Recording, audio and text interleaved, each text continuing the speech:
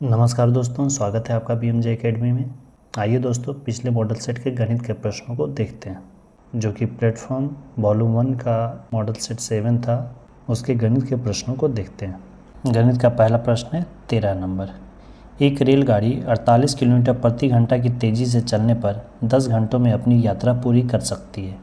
यदि उसी दूरी को 8 घंटों में पूरा किया जाना हो तो रेलगाड़ी की गति क्या होनी चाहिए।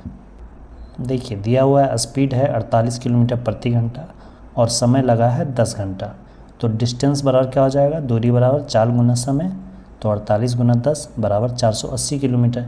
यानी कि 480 किलोमीटर की यह दूरी है यहाँ से यहाँ तक। अब इसी दूरी को 8 घंटे में पूरा करना है। तो दूरी तो वही है 480 किलोमीटर और समय हो गया है 8 घंटा। तो अब चाल कितनी होनी चाहिए, तो चाल बराबर क्या होता है फार्मूला, दूरी बटा समय। तो 480 बटा 8, 8 छक 48। तो ये आ गया 60 किलोमीटर प्रति घंटा। यानी कि जो दूसरी ट्रेन है उसे 60 किलोमीटर प्रति घंटे की स्पीड से चलनी होगी, तब इस दूरी को वह 8 घंटे में कंप्लीट करेगा। गणित का अगला प्रश्न है 51 नंबर। 1,60,000 रुपये की एक धनराशि 2 वर्ष के लिए 10% वार्षिक दर पर चक्रवृद्धि ब्याज कितना होगा यदि ब्याज की गणना अर्धवार्षिक तौर पर होती हो। दिया हुआ है मूलधन कितना है 1,60,000 रुपये और समय है 2 वर्ष, ब्याज दर है 10%। CI यानी कंपाउंड इंटरेस्ट निकालना है। अब चूँकि प्रश्न में दिया हुआ है कि ब्याज की जो गणना हो रही है वो अर्धवार्षिक तौर पर हो रही है, तो जब ब्याज की गणना अर्धवार्षिक तौर पर, छमाही तौर पर होती है, तो दर प्रतिशत को आधा कर देते हैं और समय जितना उसे दुगना कर देते हैं। तो दर प्रतिशत था 10% वार्षिक, तो ये अर्धवार्षिक के लिए 5% हो जाएगा। और समय था 2 वर्ष, तो ये छमाही है तो फिर ये 4 हो जाएगा।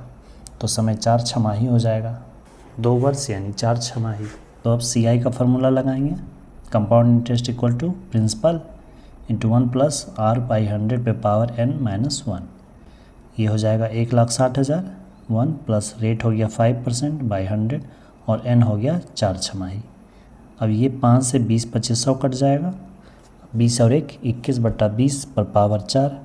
अब इसी तरह से इसे सॉल्व करते जाएंगे, 21 पे पावर 4 माइनस 20 पे पावर 4 हो गया 400 400, ये पूरा कैंसिल हो गया इतना।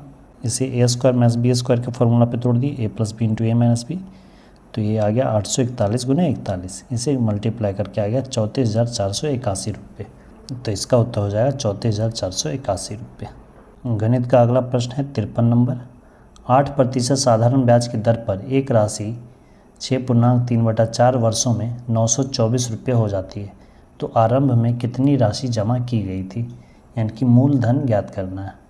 देखिए, दिया हुआ है ब्याज दर है 8%, समय है 6.3/4 वर्ष यानी 6 छक 24 प्लस 3 27/4 वर्ष, मिश्रधन है 924 रुपया, मूलधन मान लेते हैं x रुपया, जो कि ज्ञात करना है। SI का फार्मूला क्या होता है, मूलधन गुणित समय गुणित दर बटा 100। तो SI यहाँ पे कितना हो जाएगा, मिश्रधन माइनस मूलधन 924 माइनस x, और यहाँ पे मूलधन x है गुना 8% ब्याज दर और 27/4 है समय और बटा 100। इसे हम कैलकुलेट कर लिए तो यहाँ पे आ गया 27x/50। अब इसी तरह से इसे सॉल्व कर लेंगे तो यहाँ पे आ जाएगा 77x इज इक्वल टू 924 और ये 50 इधर जाके मल्टीप्लाई हो जाएगा। इस तरह से x बराबर 924 गुने 50/77 होगा। 77 से 924 कट जाएगा 12 बार में, तो 12 गुने 50 कितना हो गया, 12 पचे 60, 600 रुपये। यानी कि 600 रुपये मूलधन लगाया गया था, जो कि ब्याज सहित कुल 924 रुपये हो गया। तो इसका उत्तर हो जाएगा 600 रुपये। गणित का अगला प्रश्न है 56 नंबर। अनिल ने 6 रुपये प्रति अंडे की दर से 100 अंडे खरीदे। उसने 25 अंडे 10% लाभ, 25 अंडे 25% हानि तथा बचे हुए 50 अंडे 20% लाभ पर बेचा। तो बताइए अनिल को कुल कितना प्रतिशत की लाभ या हानि हुई। देखिए, सबसे पहले तो क्रय मूल्य है 6 रुपये प्रति अंडे की दर से 100 अंडा खरीदा, यानी कि 6 गुने 100 कुल 600 रुपये का अंडा उसने खरीदा। अब 25 अंडे का क्रय मूल्य कितना हो गया, 25 गुने 6 यानी 150 रुपये। अब उस 25 अंडे को इसने 10% की लाभ पर बेचा है, तो 150 और 150 का प्लस 10%, तो 150 का 10% कितना होगा, 15 रुपये, तो 150 प्लस 15 165 रुपये, यानी कि पहला 25 अंडा हुआ 165 रुपये में बेचा। अगला 25 अंडे का विक्रय मूल्य क्या होगा? अगला 25 अंडा को उसने 25% की हानि पर बेचा है, तो 150 का 25% पहले निकाल लेंगे, तो वो आ जाएगा 37.5, तो वो 150 में घटेगा, तो ये आ गया 112.5 रुपये, यानी कि अगला 25 अंडा उसने 112 रुपये 50 पैसा में बेचा। अंतिम 50 अंडे का विक्रय मूल्य ज्ञात करेंगे। अंतिम 50 अंडे को उसने 20% के लाभ पर बेचा है, तो 50 अंडे का विक्रय मूल्य कितना होगा? 6 रुपये पीस के हिसाब से ख़रीदा था, तो 50 गुने 6 कितना हो जाएगा? 300 रुपये, यानी कि 300 का 20% उसने लाभ कमाया है, 300 का 20% हो जाएगा 60, तो 300 प्लस 60 इक्वल टू 360 रुपये, यानी कि अंतिम 50 अंडा उसने 360 रुपये में बेच दिया, जो कि 300 में ख़रीदा था। तो इस तरह से कुल विक्रय मूल्य कितना हो गया उसका? सबसे पहले 165 रुपये में बेचा पहला 25 अंडा, फिर अगला 25 अंडा उसने 112 रुपये 50 पैसा में बेचा, और अंतिम 50 अंडा उसने 360 रुपये में बेचा। तो इस तरह कुल 637.50 रुपये में उसने कुल अंडों को बेचा, और ख़रीदा था कितना में? कुल 600 रुपये में। तो लाभ कितना हुआ? 37 रुपये 50 पैसे का लाभ हुआ।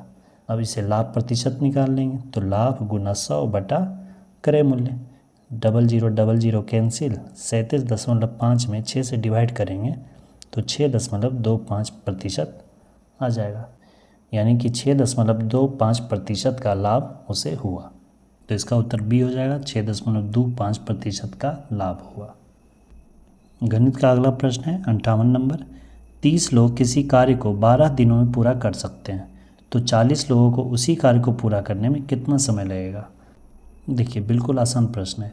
30 लोग कार्य 12 दिन में करते हैं, तो 40 लोग वही कार्य x दिन में करेंगे, तो 30 गुने 12 जितना वर्क हुआ उतना ही वर्क होगा 40 गुना x। अब इसे सॉल्व कर लेंगे, 0 से 0 कैंसिल, 4 तिया 12 कैंसिल, तो 3 3 ज़ा 9, यानी कि x इक्वल टू 9 दिन।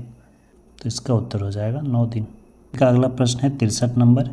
एक संख्या को 7:11 के अनुपात में विभाजित किया गया था। जब प्रत्येक संख्या में 6 जोड़ा गया तो अनुपात बदलकर 5:7 हो गया। प्रारंभिक संख्याओं में से बड़ी संख्या कौन थी? अब देखिए इसे दो तरह से बना सकते हैं। पहला तो रूल से बना सकते हैं, जो जनरल मेथड है उस तरह से, और दूसरा यहाँ पे आप ऑप्शन की मदद से भी बना सकते हैं। यहाँ देखिए पहले अनुपात था 7:11, उसमें जब 6 जोड़ दिया गया तो अनुपात हो गया 5:7, यानी कि जो संख्या है वो 7 से तो कटनी ही चाहिए। अब देखिए 11 चक 44, ठीक है। अब 44 में अगर हम 6 जोड़ते हैं तो आएगा 50, 50 7 से कटेगा? नहीं कटेगा, तो ये ऑप्शन गलत हो गया। 11 तिया 33 है, 33 में अगर 6 जोड़ेंगे तो आएगा 39, 39 7 से कटेगा? ये भी नहीं कटेगा, ये ऑप्शन भी गलत है। 11 एकम 11 है, ठीक है, 11 में 6 जोड़ा गया तो 17 आ गया, 17 7 से कटेगा? ये भी नहीं कटेगा, ये ऑप्शन भी गलत है।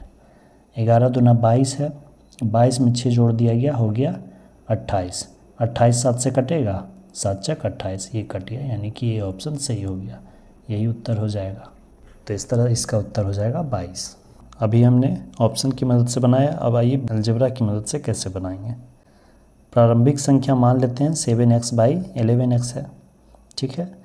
अब उसमें कहा जा रहा है कि 6 को जोड़ दिया गया अंश और हर दोनों में, तो 7x + 6/11x + 6, तो ये जोड़ने के बाद अनुपात आ गया 5:7, तो 5/7 हो गया। अब इसे हम क्रॉस मल्टीप्लाई कर लेंगे, ये कितना हो जाएगा? 7 × 7 49x और 6 × 7 42, इधर हो जाएगा 11 × 5 55x, 6 × 5 30। अब x वाला को एक साइड कर लेंगे और कांस्टेंट को एक साइड कर लेंगे, ये इधर आ गया, तो 55 में से 49 गया 6x, 6 दूना 12, तो x बराबर कितना आ गया? 2। अब x बराबर जब 2 आ गया तो 7 दूना 14 और 11 दूना 22, 22 उत्तर आ गया। तो इस तरह इसका उत्तर हो गया 22। तो दोनों ही तरीके से आप इसे बना सकते हैं। ये थे दोस्तों गणित के सभी 5 प्रश्न, जिसे हमने स्टेप बाय स्टेप बनाकर देखा। आई होप कि वीडियो आपके लिए हेल्पफुल हो। दोस्तों वीडियो हेल्पफुल लगी तो अपने स्टडी ग्रुप्स और फ्रेंड्स और जिन्हें भी गणित में प्रॉब्लम होती है उनके साथ शेयर करें। वीडियो को अंत तक देखने के लिए धन्यवाद दोस्तों। जय हिंद, वंदे मातरम।